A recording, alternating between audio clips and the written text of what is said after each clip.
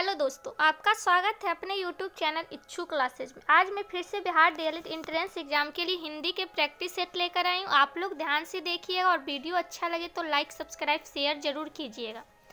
आज का पहला क्वेश्चन देखेंगे,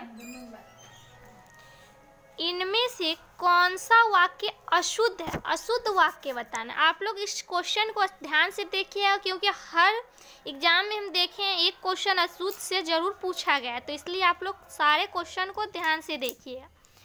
ऑप्शन है, इस पुस्तक के दाम अधिक है, कुएं की आवाज़ कर्कश होती है, पीपल के पेड़ की छाया घनी होती है, कल वहाँ आलोक को जाना है। तो इसमें कौन सा वाक्य अशुद्ध है ये बताना है। आप लोग के पास 2 सेकंड का टाइम है, जल्दी से आंसर कमेंट करके बताइए कौन सा वाक्य अशुद्ध है। इसका राइट आंसर होगा इस पुस्तक के दाम अधिक है। ऑप्शन नंबर ए राइट है। नेक्स्ट क्वेश्चन है, कौन पदबंध के अंतर्गत शामिल नहीं है? ऑप्शन है समास, क्रिया, विशेषण या संज्ञा। पदबंध के अंतर्गत शामिल नहीं है ये बताना है। इसका राइट आंसर होगा समास पदबंध। ऑप्शन नंबर ए समास पदबंध क्या है? पदबंध के अंतर्गत शामिल नहीं है। नेक्स्ट क्वेश्चन है, आप कल कहाँ गए थे? ये किस वाक्य का उदाहरण है? निषेधवाचक, इच्छावाचक, संकेतवाचक या प्रश्नवाचक? आप कल कहाँ गए थे, इस किस वाक्य का उदाहरण है? तो इसका राइट आंसर होगा निषेधवाचक वाक्य। ऑप्शन नंबर ए राइट है। नेक्स्ट क्वेश्चन है, शब्द शक्ति भेद के अंतर्गत आता है रस, अलंकार, लक्षणा या इनमें से कोई नहीं। शब्द शक्ति भेद के अंतर्गत क्या आता है? इसका राइट आंसर होगा लक्षणा। क्या आता है? लक्षणा। Option number C. Next question है, यथास्थान। यथास्थान समासिक शब्द का विग्रह होगा। यथास्थान, तो ऑप्शन है यथा और स्थान, यथा का स्थान का यथा, यथा का स्थान या यथा के अनुसार, सॉरी स्थान के अनुसार। तो इसका राइट आंसर होगा स्थान के अनुसार। Option number D. यथास्थान समासिक शब्द का विग्रह होगा स्थान के अनुसार। नेक्स्ट क्वेश्चन है, विषय वारी मन मीन भिन्न नहीं होत कभू पल एक में कौन सा अलंकार है? ऑप्शन है उपमा, अतिशयोक्ति, रूपक या मानवीकरण। जल्दी से आप लोग कमेंट करके बताइए। अलंकार से भी 2-3 क्वेश्चन पूछे जाते हैं, हर एग्जाम में 2-3 क्वेश्चन पूछे गए हैं, इसलिए आप लोग अलंकार को भी ध्यान से देखिए कौन सा अलंकार है। जल्दी से आप लोग आंसर कमेंट करके बताइए कौन सा अलंकार है। इसका राइट आंसर होगा रूपक अलंकार। कौन सा अलंकार है? रूपक। Option number C. Next question है, आंसू पोंछना। आंसू पोंछना मुहावरे का क्या अर्थ है? दिलासा देना, बहलाना, रुलाना या खिल्ली उड़ाना? आंसू पोंछना।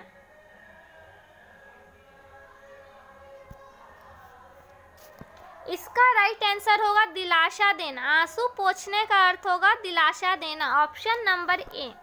नेक्स्ट क्वेश्चन है, वह रात भर जगता रहा है। इस उपयुक्त वाक्य में रेखांकित शब्द है कर्म, निपात, कर्ता या क्रिया? वह रात भर जागता रहा है। इसका राइट आंसर होगा निपात। वह रात भर जगता रहता है, ये क्या है? निपात है। Option number B. Next question है, काव्य में जहाँ शब्द के कारण रमणीयता हो और शब्द परिवर्तन से काव्य सौंदर्य क्षीण हो जाए वह क्या कहलाता है? शब्दालंकार, भावालंकार, उभयालंकार या अर्थालंकार? कौन सा अलंकार कहलाता है? इसका राइट आंसर होगा शब्दालंकार। Option number A. Next question है, चतुर्भुज में कौन सा समास है? ऑप्शन है तत्पुरुष, द्विंद, बहुव्रीहि या कर्मधारय।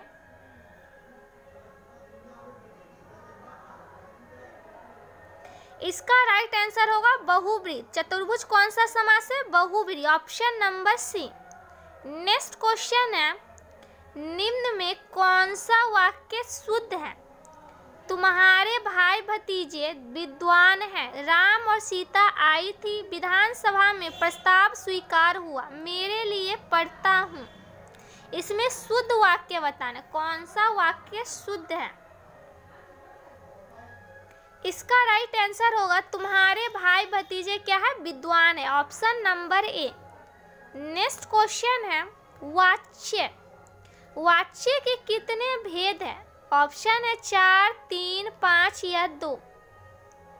वाच्य के भेद, इसका राइट आंसर है 3। कितने भेद है? 3, option number B. Next question है, स्वर के साथ स्वर मिलने से जो विकार उत्पन्न होता है उसे क्या कहते हैं? ऑप्शन है स्वर संधि, व्यंजन संधि, विसर्ग संधि या संज्ञा संधि। स्वर के साथ जो स्वर मिलने से जो विकार उत्पन्न होता है उसे क्या कहते हैं? तो स्वर संधि कहते हैं, ऑप्शन नंबर ए राइट है।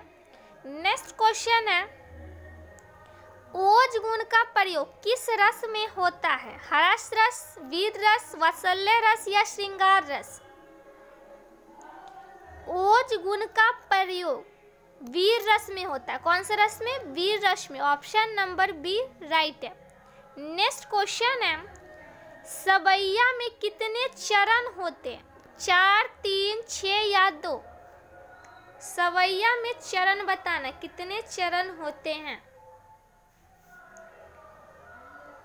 इसका राइट आंसर होगा 4। कितने चरण होते हैं? 4, option number A. Next question है, तब से है आंख लगी तब से न आंख लगी, इस पंक्ति में कौन सा अलंकार है? विरोधाभास, विभावना, रूपक या श्लेष?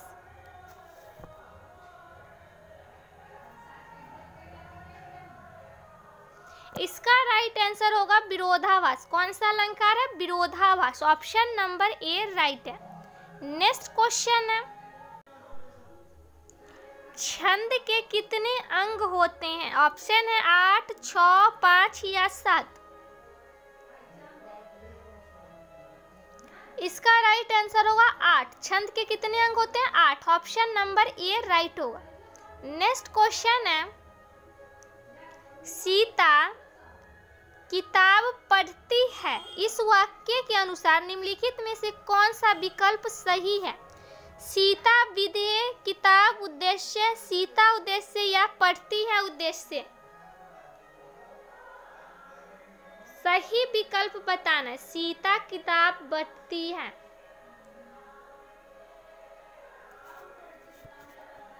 इसका राइट आंसर होगा सीता उद्देश्य। क्या है? उद्देश्य, ऑप्शन नंबर सी राइट है। नेक्स्ट क्वेश्चन है, गद्यांश पढ़ के आंसर देना है।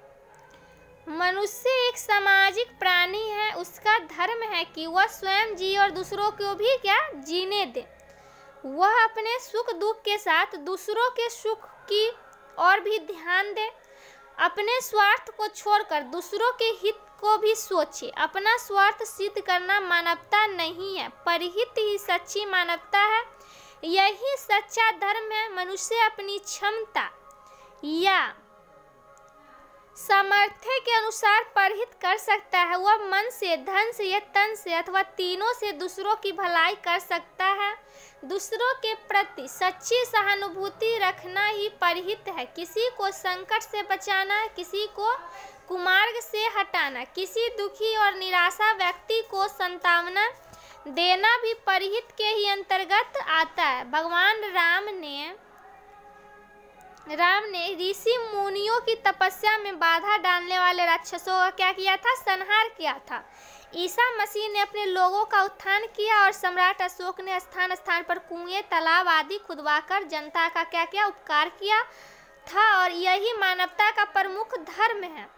तो यहाँ भगवान राम ने किसका संहार किया?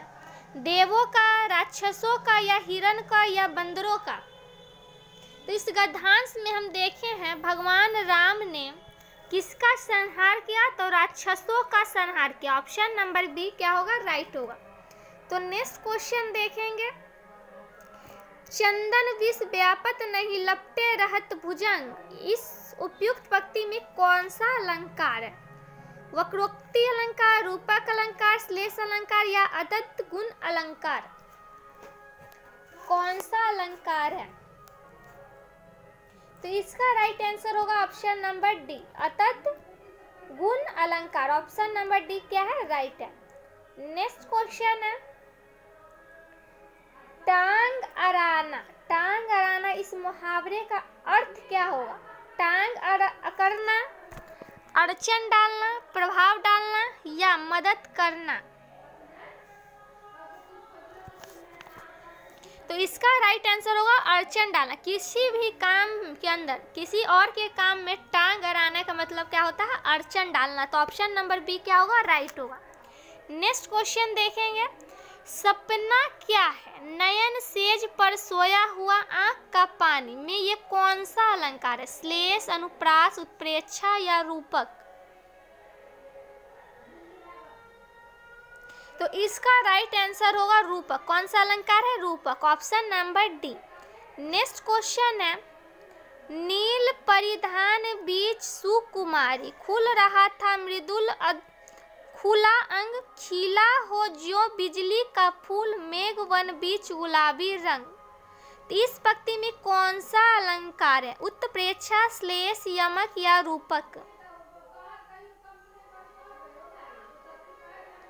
तो यहाँ हम देखेंगे ज्यों। तो ज्यों जो भी पंक्ति में होता है तो वो कौन सा अलंकार होता है? उत्प्रेक्षा। तो ऑप्शन नंबर ए राइट है। नेक्स्ट क्वेश्चन है, व्यंजना भेद के अंतर्गत आता है अलंकार, शाब्दी व्यंजना, अभिधा, या रस?